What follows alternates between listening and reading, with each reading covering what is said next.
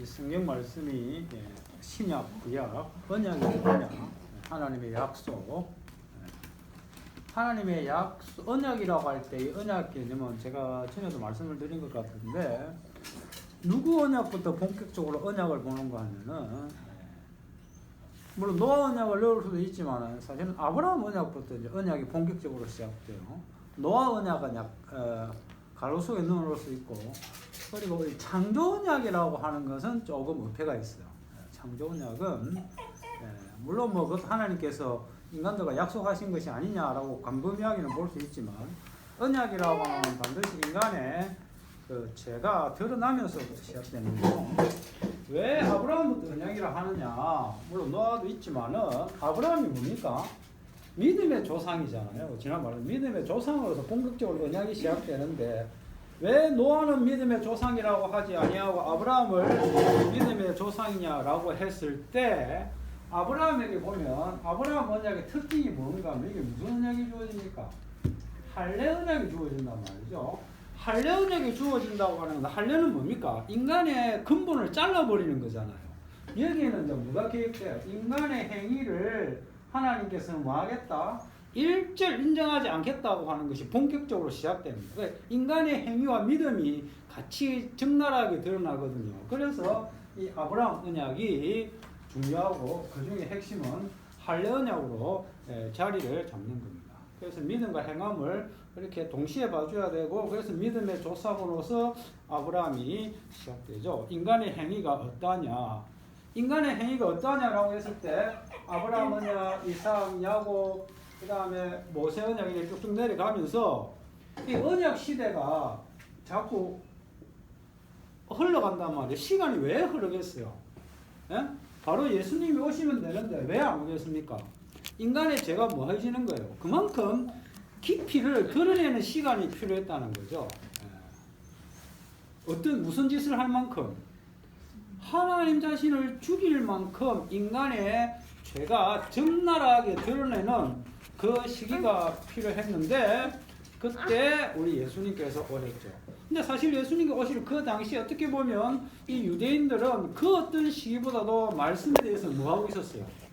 깨어 있으려고 했고, 각성하려고 했고, 회개하려고 했고, 지금까지 자기 조상들이 잘못한 것에 대해서 반성하면서 말씀의 부흥운동을 일으키려고, 그래서 서기관과 바리새인들과 사두개인들이 그렇게 등장하던 시기였는데, 그래서 역사가 입장에서 보면 그때가 오히려 말씀이 가장 부흥했던 시기라고 할 수 있는, 그때가 하나님 보시기에 뭐한 시기였어요? 인간의 죄가 가장 무르익었던 시기. 그때 예수님이 오셔서 십자가에 못 박혀 돌아가심으로 실질적으로 인간의 역사는 뭐합니까? 끝나는 겁니다. 끝난 거예요. 그 다음부터는 이게 시간이 아무리 흘러도 의미가 없어요. 의미가 없어요. 그 같은 것이 계속된 반복이고 확산입니다.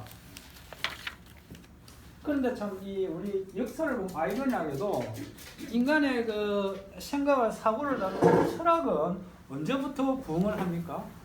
이 아브라함 시기는 그야말로 역사적으로 보면은 정말 고대 이야기거든요. 뭐 우리 정확한 연대를 굳이 따진다면은 몇 년, BC 한 몇 년이죠? 3000년 좀 올라가나요? 엄청나게 시기인데, 인간의 그 본격적인 철학이라고 하는 것은 언제 시작되는가 하면, 그 소크라테스가 언제 사람인가 하면 BC 300년, 400년경 사람이잖아요. 그죠? 그때 성경에서 보면 인간의 역사는 거의 뭐 하는 시기예요? 구약은 이미 끝났고, 바빌론에 이스라엘이 멸망하면서 600년경에 멸망하거든요. 그 시기에 인간의 역사가 시작되는 거예요. 성경의 역사는 그 예수님 오기 이제 일보 직전에 인간의 그 생각하는 게 뭔가가 드러나는데, 그럼 이 철학이라는 것은 무엇을 보여주느냐? 인간의 죄의 깊이는 이게 다 드러났어요. 드러났는데 제가 생각하기에 그게 얼마나 다양하게 여러 가지 모습으로 파편이 돼서 흩어지느냐 하는 그런 관점에서 보시면 됩니다. 그래서 철학은 보면은 고대, 그죠? 그 다음에 중세, 근대, 현대 이렇게 나누잖아요. 고대하면 제일 먼저 떠오르는 사람이 많이 있겠지만은 플라톤을 이제 한 사람 찍으면 플라톤을 찍고, 중세는 누굴 찍으면 되겠어요? 토마스 아퀴나스를 찍으면 되죠. 근데 데카르트를 찍으면 되죠. 그럼 현대는 누구를 찍으면 되겠어요? 현대는 좀 지난번에 이야기했죠. 누구? 덜시, 덜레즈 찍으면 저 사람 뭐 좀 아는구나 그렇게 되는 거죠. 그러면 고대에는 어떻게 나눴어? 플라톤 시대에는 이 세상을 무엇과 무엇으로 이데아와 현실로 나누었잖아요. 그죠? 요거는 진짜, 이거는 뭐? 가짜. 이때는 가짜라는 거죠. 근데 이게 중기시대에 딱 들어오니까 이 철학적인 틀이 천국과 지옥으로 딱 나누니까 들어맞습니까? 안 들어맞습니까? 들어맞죠. 기가 막히게 들어맞잖아요. 이데아의 세계와 현실. 요거는 좋은 거, 요거는 나쁜 거. 천국은 좋은 거, 이 세상은 안 좋은 거. 확실하단 말이에요. 그러니까 그 철학적인 것을 그대로 차용하는 거예요. 그래서 중시시대는 철학 이꼴 신학이죠. 딱 들어붙었어요. 너무 활용하기 좋은 거야. 근데 이게 이제 이 중세 이런 것을 반란을 일으키면서 이제 일어난 게 문해부흥이잖아요. 르네상스인데, 그러니까 이 틀을 파괴하는 안 해요. 이 틀은 그대로 가지고 위치를 바꾸는 거야. 중세는 이 신이 하나님이 있던 자리에 누가 들어갑니까? 근대 철학에 들어오면서 문해부흥이 뭐예요? 인간이 들어가요. 그 자리, 신의 자리를 인간이 차지하는 거예요. 무슨 말이겠습니까? 그래서 그 틀을 그대로 유지하면서 해결까지는 온단 말이죠. 절대정신이라면서. 근데 이걸 깨뜨린 사람이 누구라 그랬어요? 왜 들레즈가 현대 철학이냐? 이걸 갖다가 하나의 틀이 잡힌 이 형식을 그 나무 뿌리에 비유하면서 이게 사건의 연결이지 뭐 중심이고 틀이고 그런 거 없다. 인간이 주인공 아니야.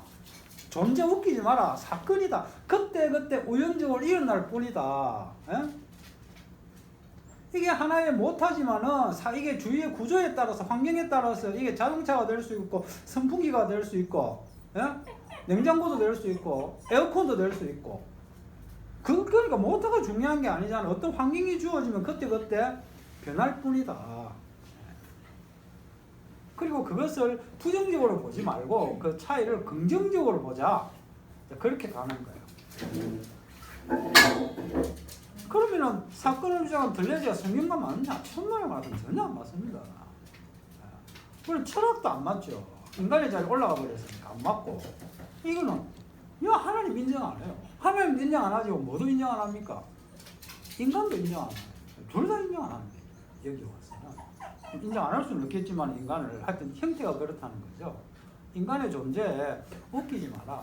예? 기계라 했잖아. 어디에 접속하느냐 따라서 바뀌는 거다. 그리고 너와 내가 다르다고 하는 그 차이를 이제는 인정해야 된다. 왜냐하면 뭐가 없기 때문에 원본이 없다. 원본. 우리가 어릴 때 하더라도 틀렸다는 거가 차이 이런 개념들에 대한 감각이 없었단 말이죠. 근데 지금은 차이라고 해야지 틀렸다고 안 된다는 건 이미 현대는 누구의 영향을 받고 있는 거예요. 들레즈의 영향을 받고 있는 거예요. 우리가 알든 모르든 간에. 그리고 철학을 공부하는 사람들이 논문을 쓰면 절반 가까이가 다 들레즈를 연구하니까 어떻게 영향을 안 받을 수가 있겠습니까? 그 영향을 쫙 퍼지게 되어 있는 거죠. 그런 시대에 우리는 살아가고 있다는 겁니다. 그러면 이 성경의 아브라함 시대, 약간 아브라함이 거의 제일 중요한 시작한다 그랬는데 이 아브라함 때 오면 하나님께서 아브라함을 불러서 약속을 주면서 노아 때는 어때요? 노아 때는 노아의 경우에는 노아가 끝까지 뭘로 갑니까? 죽을 때 그 이름이 뭐였어요? 노아였죠. 노아에서 뭐하러 변화가 없어요. 이름은. 그런데 아브라함 때는 뭐가 생깁니까? 이름에 변화가 생기죠. 근데 좀 아이러니하게 이름 발음이 비슷해가지고 우리는 그게 별 변화인지 모르잖아요. 아브라함이나 야곱이 이스라엘로 바뀌는 것은 좀 실감이 나는데 그러나 제가 이야기했잖아요. 아브라함과 아브라함은 180도 다르다고. 아브라함은 람, 높다는 뜻이거든요. 높음의 아버지. 예? 그러나 잘 되라는 인간적인 이름이고, 아브라함은 물이 하나님께서 열국의 아비가 되어라고, 왕이 되어라고 지어준 것이 아니라 하나님께서 주신 사명을 가진 그런 이름이에요. 전혀 다릅니다. 이름 의미가. 이름을 바뀌는데, 그러면 하나님께서 왜 하필이면 이름을 바꾸느냐? 이름. 다른 걸 바꿀 수도 있잖아요. 예? 우리는 이름을 바꾸니까 뭐 이름이 중요하니까 바꾸겠죠. 그런데 계명 많이 하는데 뭐 계명하기 쉽잖아요, 그죠? 부모님가 신청하면 뭐 거의 다 들어주잖아요, 그죠? 그런데 여러분, 이 아브라함을 하나님께서 부를 때가 창세기 몇 장입니까? 12장이잖아요. 예. 노아 시대가 끝나는 데가 몇 장입니까? 10장이죠. 그 안에 뭐가 있어요? 11장이 있죠.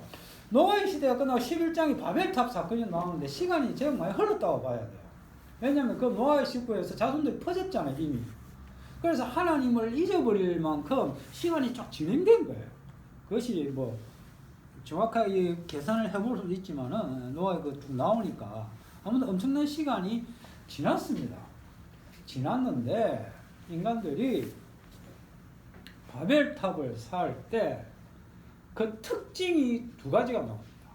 탑을 쌓을 수 있습니다. 뭐 탑 쌓는 게 무슨 큰 죄라고.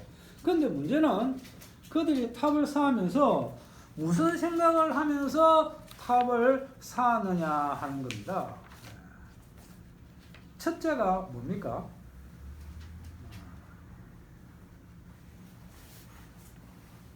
11장 4절에 보면 성과 대를 쌓아 꼭대기 하늘에 닿게 하여 우리 이름을 내고, 그래 돼 있죠.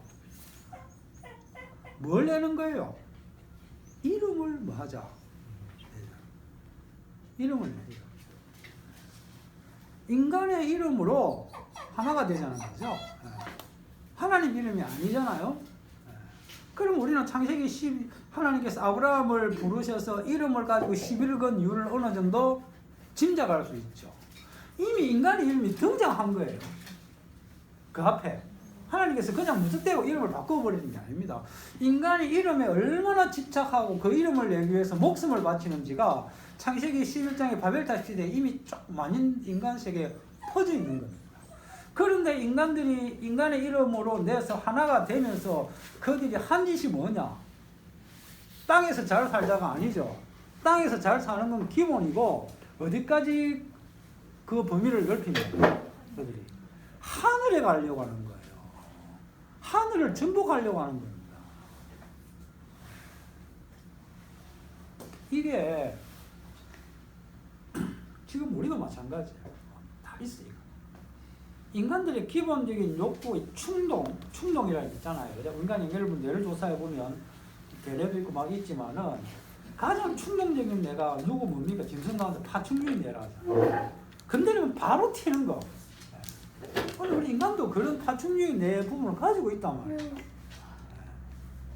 다만 대뇌의 다른 부분들이 그걸 갖다가 잘 억누르고 있는데, 이 충동이 발전하면 어떤 목적을 가지게 되면 욕망이 되고, 그 욕망이 어디까지 올라가느냐라고 했을 때 하늘 세계까지 올라갑니다.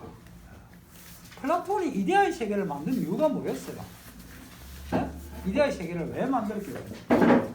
그 이데아의 세계에 뭐 하고 싶은 거가 뭐 하고 싶은 거예요? 하고 싶은 거죠. 만들었다고. 그 본질의 세계, 원본의 세계에 하고 싶은 거예요. 그래서 어느 종교든지 신의 세계, 천상의 세계, 하늘의 세계에 가기 싫습니다. 그 올림푸스 신화에 보면 제우스 신들이 사는데 올림푸스 산이잖아요. 근데 그 올림푸스 산에 사는 게 아닙니다. 신들은 산이 이렇게 있으면 신의 세계는 어디 있어요? 요 하늘에 들어가 있어요. 들어가 있어요. 영화 같은 거, 뭐 솔로몬 같은 걸 봐도 가면은 구름을 올라가서 하늘의 세계, 땅에 사는 거 아니에요.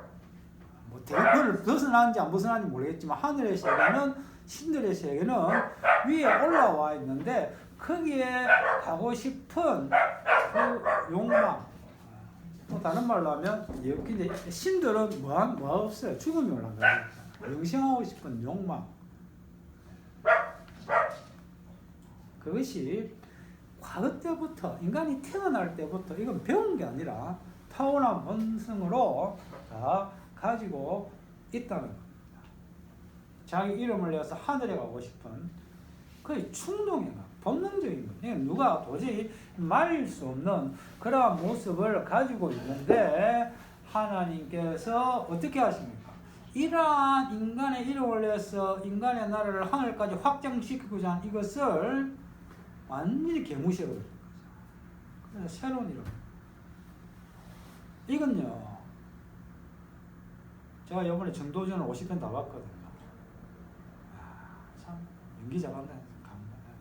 요즘 사극하면 완전 비교가 안 돼요. 이방원이 열받은 이유가 뭐 실제로 뭐 드라마에서 뭔가 하면 왜 나를 뭘로 안 세웠냐는 거예요. 에? 왜 나를 세자로 책봉 안 하고 5째 방승인가 하는 놈을 세웠냐는 거죠. 끝까지 원망하면서 다 죽입니다. 거의 뭐 울먹이면서. 에? 그러니까 막 아버지 이승에는 거의 미쳐버리는 거예요.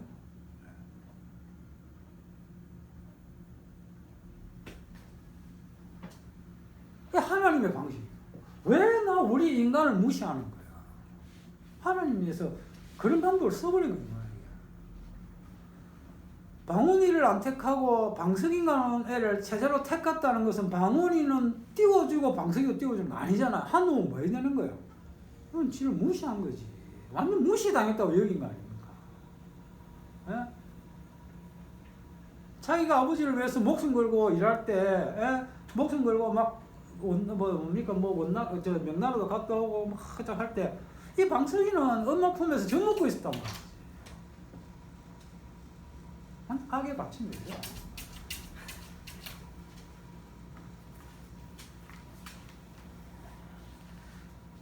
하나님께서 아브라함을 불러서 그렇게 인간의 기존 이름을 날리고 아브라함을 세우니까, 아브라함을 제외한 다른 인간들이 거기에 대해서 반발을 하겠습니까? 안 하겠습니까? 이방민족들 강력하게 반발할 수밖에 없어요. 구조가 그런 거예요.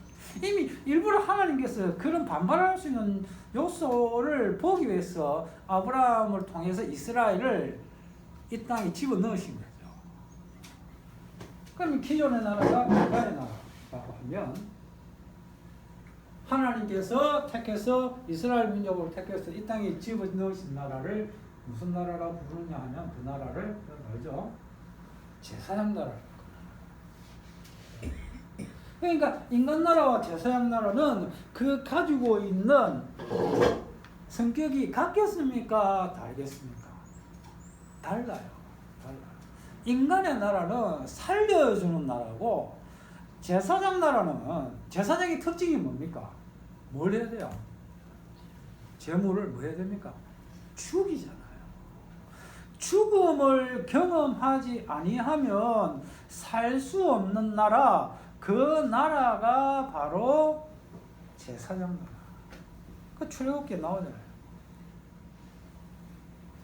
세계가 다 내게 속하였나니 너희가 내 말을 잘 듣고 내 언약을 지키면 너희는 열국 중에서 내 소유가 되겠고 너희가 내게 대하여 제사장 나라가 되며 거룩한 백성이 되리라. 하나님께서 모세를 통해서 직접 말씀하셨어요. 이 제사장 나라가 되어야만이 거룩한 나라라. 그러니까 인간들이 자기 이름을 내서 하나로 집대성해서 만든 나라와는 완전히 다른 나라입니다. 근데 이 제사장 나라는 죽은 나라예요. 시체들이 있어요. 죽지 아니하면 살 수 없는 나라니까 이스라엘 백성들이 그 언약을 받기는 받았지만 그걸 좋아하겠습니까? 막 택한 백성이라고 그렇게 하지만은 실제로는 너무너무 부담스럽고 그런 거예요. 그러니까 이스라엘 나라들이 틈만 나면 어느 나라를 바라보면서 동경합니까? 이방 나라에게 항상 마음을 뺏기는 거예요. 이스라엘하고 살면서도 눈을 번갈아 가면서 아이고 저기 좋은데 저기 좋은데 결국은 그래 사고를 치잖아요. 우리도 이방 나라들처럼 뭘 주세요? 왕을 주세요. 왕을 주세요. 사고인 거예요. 왕을 주세요. 하나님을 왕처럼 섬기겠 아닙니다. 우리도 이방 나라처럼 사는 나라가 하면 돼요. 이 땅에서 큰 소리 치면서. 제사장 나라가 아니라 이 또다시 바벨탑의 사건의 반복이 되는 거죠.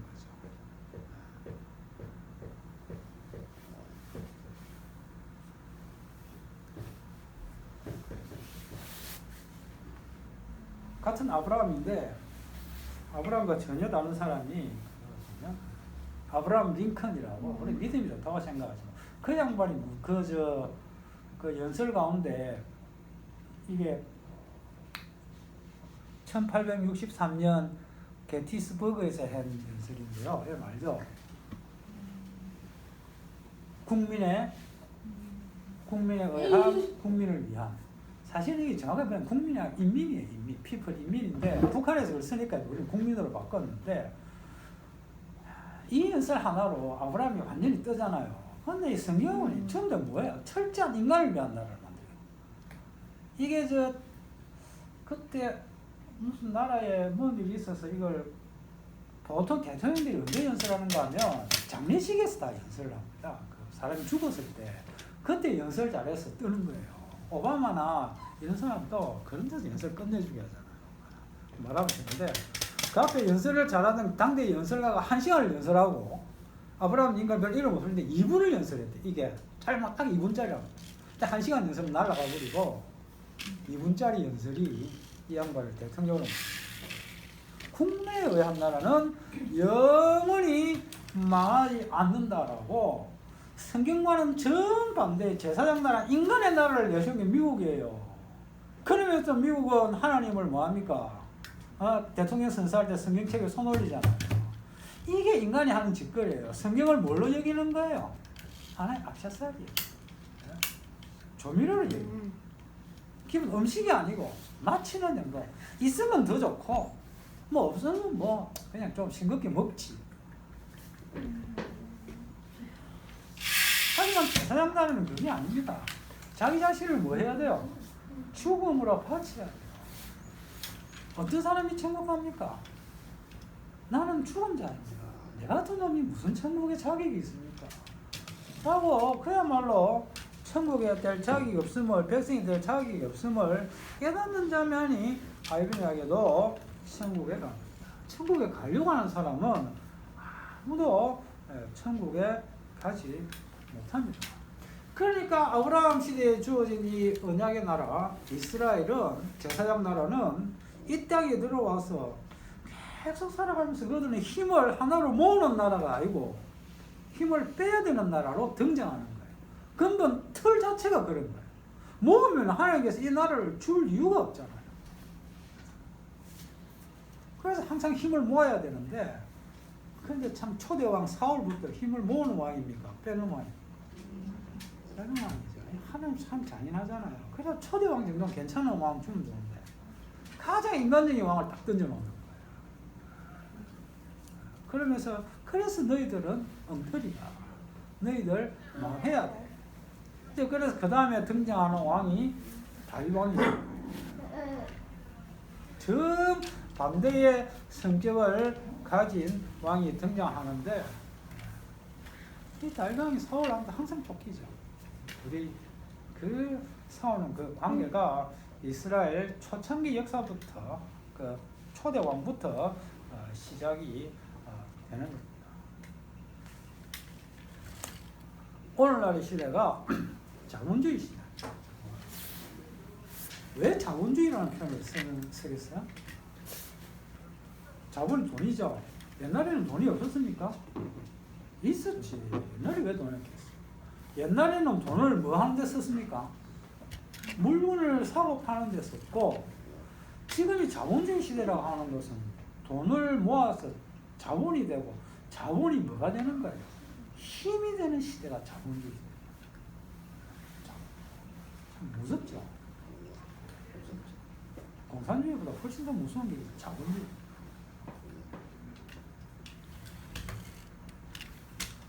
오늘날 교회를 한번 보세요. 교회가 어떻습니까? 왜 숫자에 그렇게 연연해 합니까? 뭐예요? 십자가의 예수님은 사실은 거기서 뭐가 나와야 돼요? 돈이 나오기 때문에. 돈을 모아서 하나가 되겠다. 힘을 키우겠다. 교회는 힘을 빼야 되는 거예요. 그러니까 성경과는 전혀 다른 이야기를 하고 있음을 우리는 알 수가 있습니다. 그럼 예수님께서 이 땅에 오시면 이 모든 제사장 나라의 그 기능들이 예수님의 그 육체에 어떻게 되겠어요? 다 포함됩니다. 다 이루신 분으로서 다 들어갑니다. 그래서 예수님께서 요한복음 2장 19절에서 보면 너희가 이 성전을 헐라 내가 사흘 동안에 일으키리라 라고 하시죠. 이것은 눈에 보이는 헤롯이 지은 그 성전이 아니고 자기 몸을 이야기합니다. 죽었다가 살아나는 제사장 나라로서의 모습, 그게 성전입니다. 결코 부동산이 아니라는 겁니다. 부동산은 그런 성전이 될 수가 없는데, 그런데 왜 끊임없이 그런 부동산에 집착하느냐? 사실은 그것이 두 가지가 다 자라는 우리도 마찬가지입니다. 우리도 뭐 형편이 안 되니까 이래 있는 거지. 그죠? 되면은. 그걸, 이거는 나쁜 거니까 잘라야지 하는 그게 오히려 더 악마적이라는 거죠. 하나님 같이 키워놓으라. 내가 교만하게 살아. 내가 들은 대로 하나님 회개하라는 거예요. 하나님 그걸 없애라는 게 아니고, 왜냐하면 없앨 수 있는 힘이 우리에게 있습니까? 없습니까? 없다는 거죠. 그래야 예수님이 필요하죠. 우리가 말씀대로 살 것 같으면 메시아가 왜 필요합니까? 목사니까 안 되니까. 날마다 하나님 앞에 회개하고 거기에 대해서 감사하는. 그러니까 이 이방 나라는, 바벨탑의 이 나라는 자기 이름을 위해서 사는데 뭐가 없어요? 회개가 없잖아요. 우리도 내 이름 내 위해 살잖아요. 근데 우리는 그걸 날마다 부수시는 주님의 은혜가 여기에 포함되는 거죠. 그 차이입니다. 그 차이. 뭘 없애자, 갈고 닦자. 이거는요, 이게 마귀가 심어줍니다. 못 닦아요. 그게 불교 아닙니까? 불교의 배후에는 누가 있어요? 예수님이 있습니까? 아니죠. 우리가 이렇게 책 용어 가운데 뭐가 있는가 여러분 들어봤을 것 같습니다. 그래요. 오이디푸스 컴플렉스 들어봤죠? 오이디푸스 컴플렉스 들어는 봤는데 정확하게 뭐냐라고 하면 어리버리해지는. 이 오이디푸스가 누군가 하면은 옛날 그리스의 왕 이름이 왕 테베 지역인가 뭐 그리스가 여기 있잖아요. 여기 아시죠? 기도 한 번씩 보세요. 여기죠? 이탈리아 옆에 그리스. 그 고린도가 옛날에 아주 고린도 전후세 고린도가 유명한 곳입니다. 그 테베 지역의 왕인데 나라에 역병이 너무 심한 거예요. 그래서 그 왕이 도대체 이 나라에 왜 이렇게 역병이 심한지 한번 알아봐라 라고 하니까 그때 알아보는 신탁이라는 게 있잖아요. 제사장한테 물어보니까 앞선 왕을 살해한 살인범인데 그놈 때문에 나라가 엉망입니다 라고 하는 신탁이 내려. 그래서 이 왕이 조사를 시키죠. 도대체 앞선 왕을 살해한 놈이 누구냐라고 조사를 시키는데 나중에 쭉 조사를 해서 범인을 잡고 보니까 그 화살이 누구를 가리키는 거예요? 자기를 가리키고 있는 거예요. 그래 알고 보니 이 왕이 어릴 때 신탁이 태어나자마자 이건 아버지를 죽일 놈이다 해가지고 버렸거든요. 그 죽이라고 했는데 양치기가 못 버리고 이래 하다가 그 애가 그냥 이름 모르게 살아난 거예요. 살다가 이게 나중에 유랑을 하면서 이제 도중에 이제 스핑크스를 만나가지고 스핑크스 수수께끼를 풀어서 죽이고 막 그런 사건. 이 왕 이름 내가 잘 모르겠는데 이 사람 이야기예요.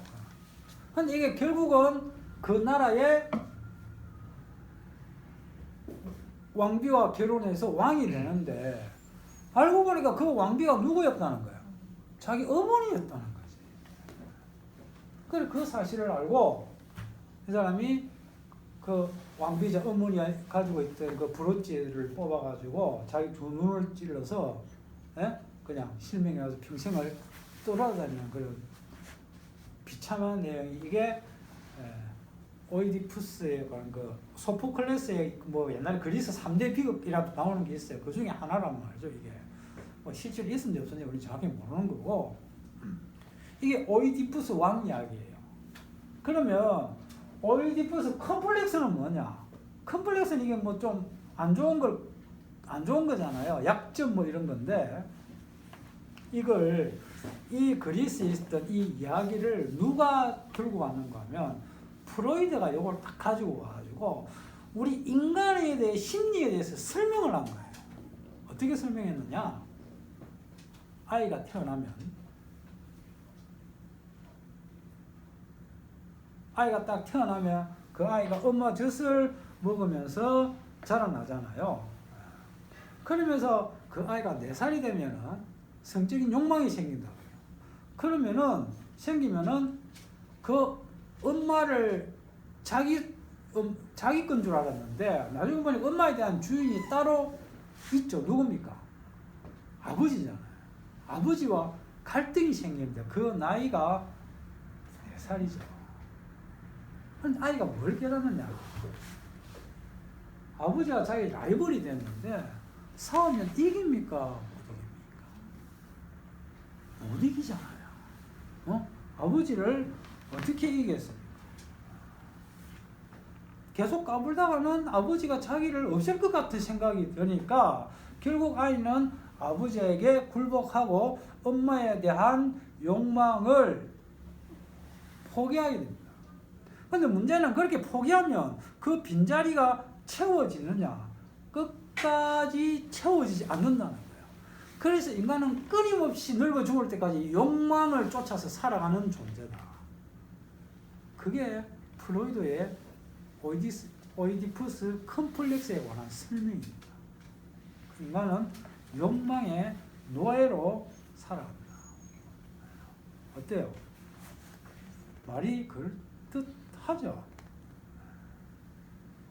상원이 아빠는 좀 실감이 납니까?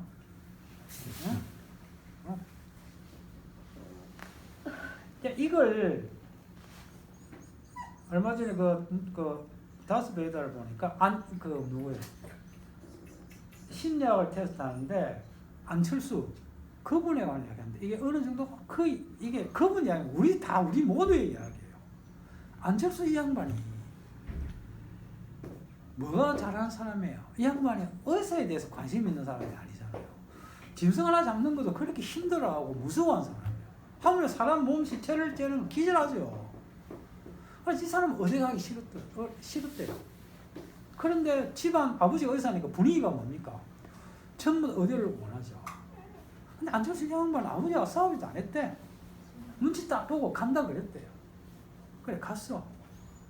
너무 힘들잖아요. 공부를 못해서 힘든 게 아니고 안 맞는 거예요, 자기하고. 이 양반은 뭐가 맞는 분이에요? IT가 맞는 분이에요, 기계 쪽이. 그래도 순종하는 마음으로 날마다 자기를 뭐하면서 욕망을 절제하고 거시한다 해가면서 거기에 적응을 하는 거죠. 그래 어디 가서 일할 때 엄마한테 전화하고 울고 막 그랬답니다. 자서전에 그 전기에 나와 있대요. 그러면서 싸우진 않고 아버지가 두려우니까 끝까지 싸우진 않고 아버지와 타협을 하는 거죠. 그러면서 그 박원순 시장과 서울시장 문제도 아버지가 나오지 말아서 안 나온다. 그건 어느 정도 정서를 알려져 있어요. 그 정도로 아버지에게 이렇게 잡혀 있었던 그런 모습. 왜? 덤벼들면 안 되니까. 우리가 뭐 남 이야기 아니잖아요, 그죠? 인간이 다 누웠는데 그렇게 사는 거야. 그런데 여기에 대해서 이제 들레즈가 비판하는 거죠. 아니 무슨 그런 막장 가족 드라마가 있느냐. 그거는 인간의 욕망을 뭘로 보기 때문에 이런 거냐.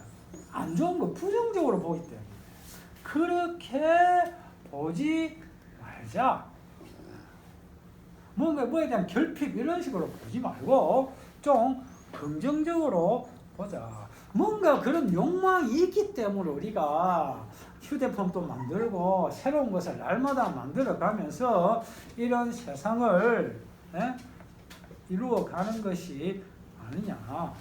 이것이 바로 우주를 우주되게 하는 이 세상을 돌아가는 근본적인 원리다. 괜찮은 거다. 이렇게 이제 들레즈가 주장을 하죠. 물론 뭐 여기에 대해서 뭐 다양한 이야기를 할 수 있겠지만 이 성경을 보면 욕망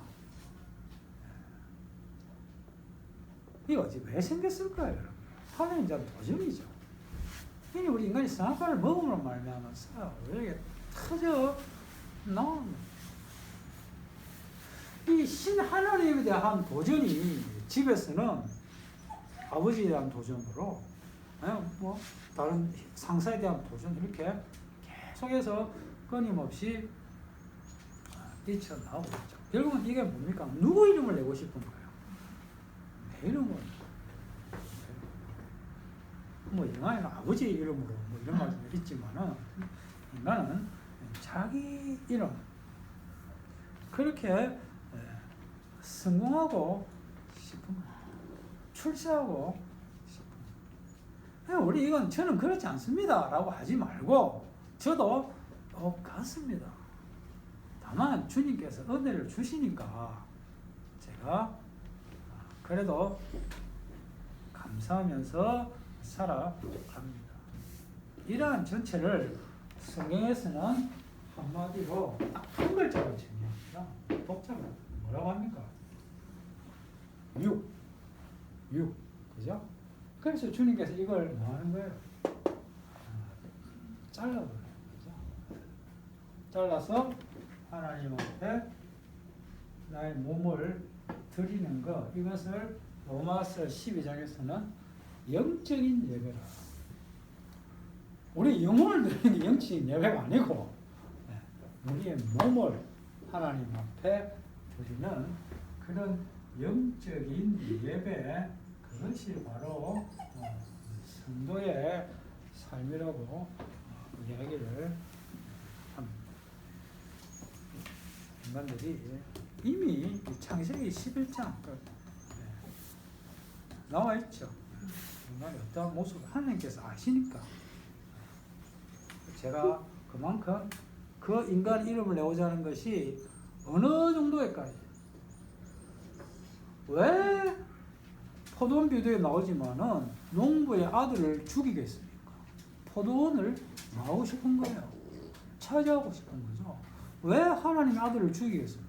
뭘 차지하고 싶은 겁니까? 하늘을 차지하고 싶은 거예요. 나오잖아요. 자, 우리가 이름을 내고 하늘에 다 그 이름을 내죠. 하늘에 가자는 거죠. 이것을 하나님께서 당연히 부수어버리죠. 그 방법이 아브라함을 통한 제사장만. 그래서 제사장의 나라에서는 맨날 죽습니다. 참 적은 집은 양들이 얼마나 많이 죽었겠어요. 가슴이 아픈데 뭐 그건 하나의 도구니까 이렇게 사용이 되는 것이고 그 짐승 그 양이 죽는 것을 보면서 누가 죽어야 돼요? 내가 죽어야 돼요. 근데 결국 누가 죽었습니까? 하나님의 아들이 죽었다. 참 이게 인정하기 힘들죠. 그 엄연한 현실 앞에 우리는 그것을 남이 죽은 게 아니죠. 내 아들을 죽여놓고 하늘나라에 간다? 말이 안 되는데 하나님께서 불러주실 때 우리는 그냥 황공무지로소이다. 그거 말고는 달리 할 말이 없는 겁니다. 그것이 바로 성도고 그러한 나라에 주어지는 것이 천국입니다. 그러니까 천국에 가면 어떻게 살까? 뭐 눈에 보이지 않습니까? 뻔합니다. 천국 이렇게 사는 거예요. 자기 이름이 없어요. 나는 주의 이름 들으면서 감사하며 사는 그것이 천국이고 자기 이름을 간직하고 있는 사람은 천국이 아니고 그것은 지옥이라고. 이 땅에서 날마다 내 이름을 지워버리는 주님 은혜에 감사하면서 살아가는 저와 여러분이 되시기 바랍니다. 기도하겠습니다. 하나님 아버지, 참 저희들 여러 가지 조건 가운데서도 이렇게 오늘 또 모이게 해주시고 또 우리 예수님 생각할 수 있도록 인도해 주시니 감사합니다. 이 땅 살아가면서 우리의 힘으로 우리 이름 지울 수 없고 날마다 저희들은 교만한 삶을 살아갈 수밖에 없지만 주님께서 불쌍히 해주시고 긍휼을 베푸셔서 항상 제사장 나라인 그 주의 나라를 사모하며 감사하며 살아갈 수 있는 저희들 되게 하옵소서. 감사드리며 우리 예수님 이름으로 기도드리옵나이다. 아멘.